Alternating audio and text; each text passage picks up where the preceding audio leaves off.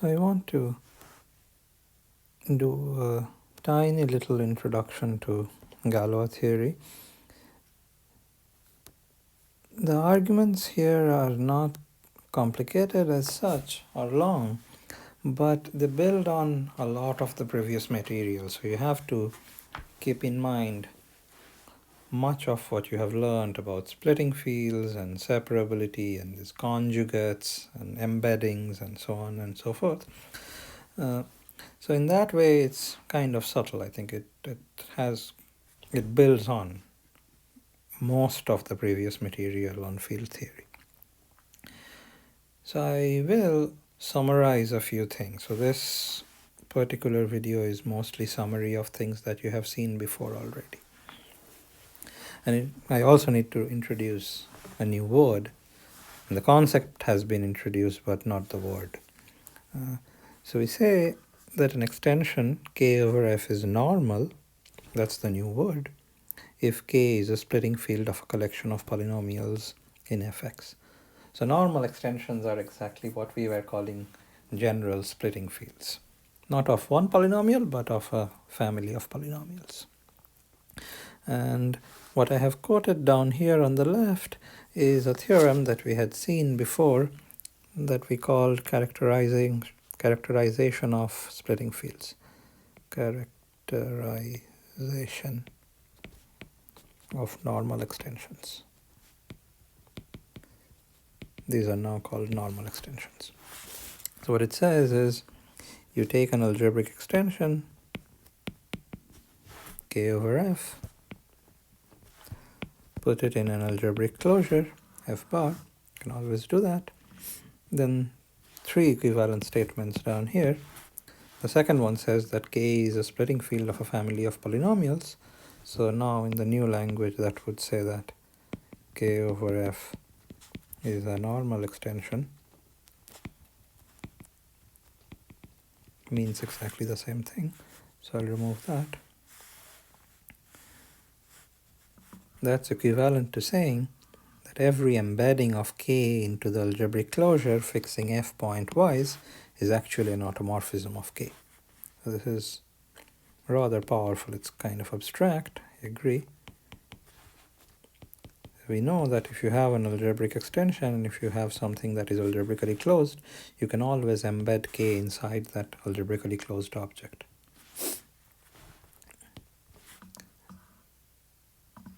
The extension K over F is a splitting field extension or a normal extension if and only if any such embedding takes K inside K again. Okay. And then the third condition says that every reducible polynomial that has a root in K actually splits into linear factor. So if it has one root in K, then it has all the roots in K.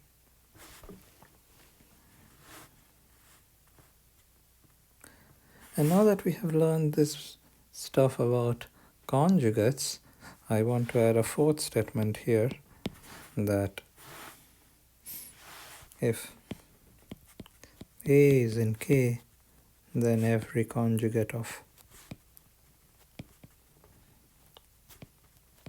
A is also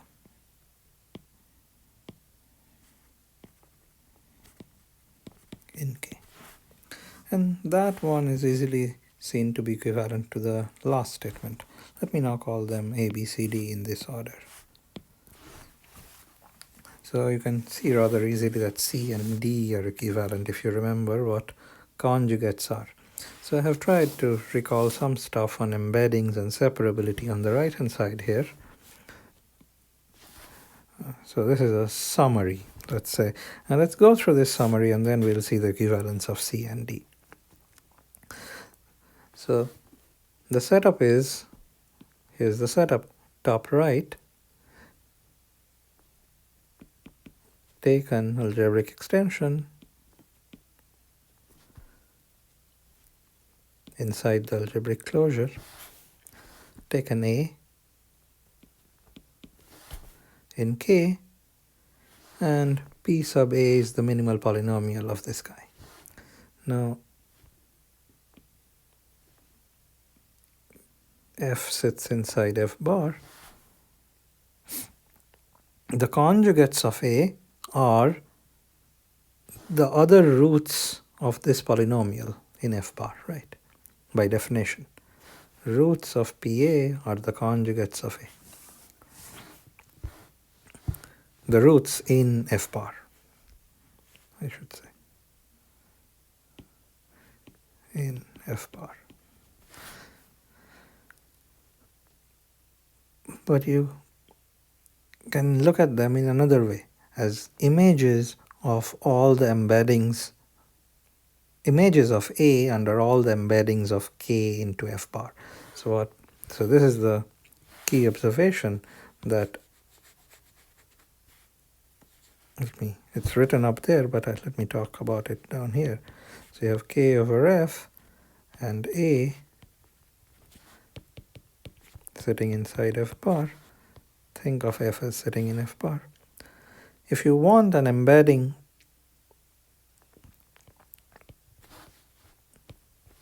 of K inside F bar, sigma, that fixes F pointwise, then sigma of A also satisfies the same polynomial that A satisfies. So if A satisfies this polynomial, sigma A also satisfies that polynomial. So this guy is a conjugate of A. So under any such embedding, A goes to a conjugate of A. Conversely, if you give me a conjugate of A, some other root of this polynomial P sub A, then I do have an embedding of K inside F bar, maybe many, but at least one, that takes A to this other guy. So that's what it's saying here. That if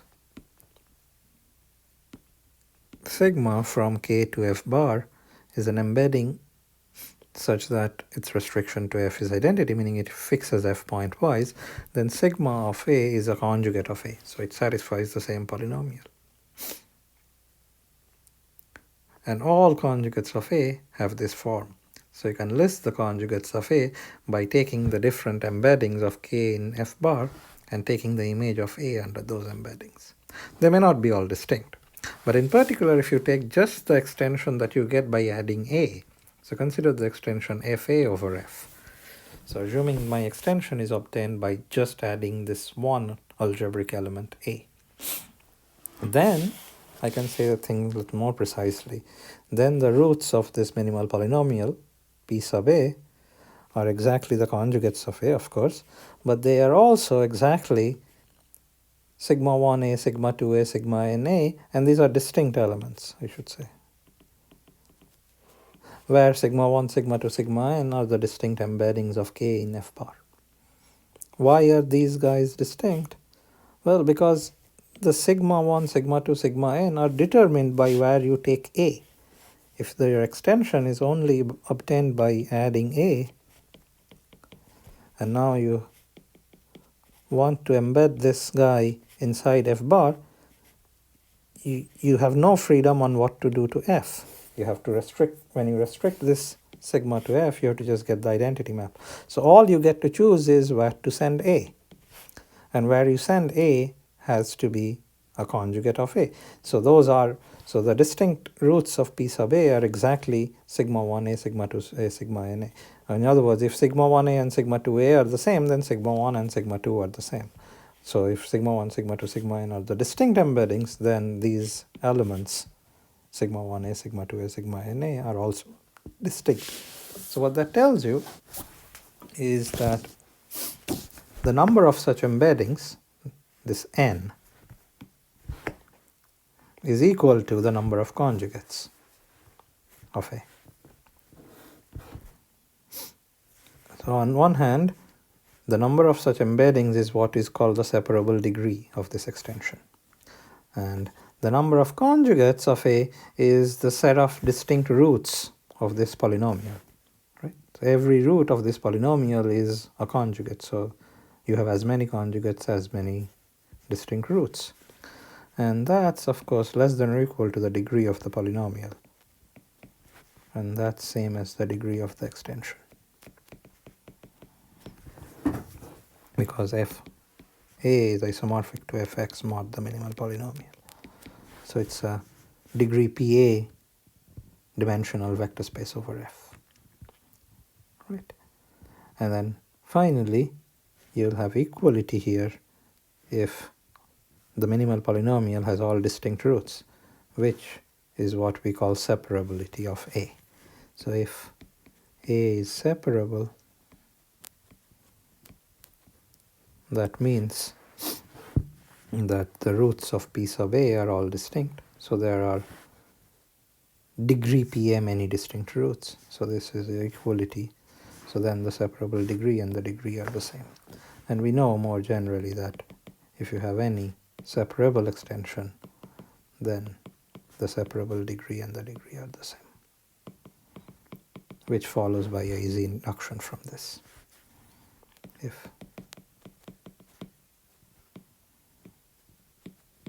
okay.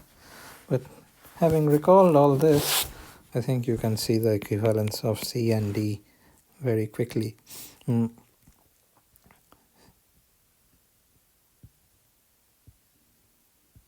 Let's see, D implies C. Okay. So every reducible polynomial that has a root in K splits in K. We are given that. Now you take A in K, algebraic, P sub A is the minimal polynomial. Then the conjugates of A are exactly the roots of this polynomial. But this polynomial has one root in K, so it splits into linear factors in K, X, which means all the roots of this polynomial are in K, which means all the conjugates of A are in K. And you can prove the other one as well. Okay? So that's why this is true. I mean, all this recollection was not really necessary for doing this implication, but I think it's important to keep this whole discussion in mind for what's coming. Okay. The other thing that I want to record before moving on is these properties of normal extension, that normal extensions form a nice family of extensions that are closed under various operations. If you have a bunch of normal extensions, their compositum is normal. So assume that all these extensions that we are talking about are sitting inside a fixed algebraic closure. So the compositum makes sense, intersection makes sense, and so on. So the compositum, so if you have a bunch of extensions, K1, K2, etc., then the compositum is the thing that sits above all this, the smallest thing that sits above all this. That's normal. The intersection is the biggest thing that sits below all this. That's normal. Then finally, this C would be of interest later, that if you have a tower and the big extension is normal, then the lower one may not be, but this one is normal. That's part C. And the reason for that is that if you take a in K, you want to show that the extension K over M is normal. So you want to show that the minimal polynomial, let's call it Q sub A, minimal polynomial of Mx, of A over M. So you want to show that all the roots of this guy are in K. The question is, all roots of Q sub A in K are not. But this element also has a minimal polynomial in Fx. So P sub A, let that be the minimal polynomial in Fx. Think of the big extension, then it has a minimal polynomial. And this is still a polynomial with coefficients in M, so that tells you that Q sub A divides P sub A. Think about this. This is basically from the definition of minimal polynomial. But then if all the roots of this guy are in K, because the big extension is normal, all roots in K since K over F normal. So all the roots of QA are also in K. So that's basically the proof of C.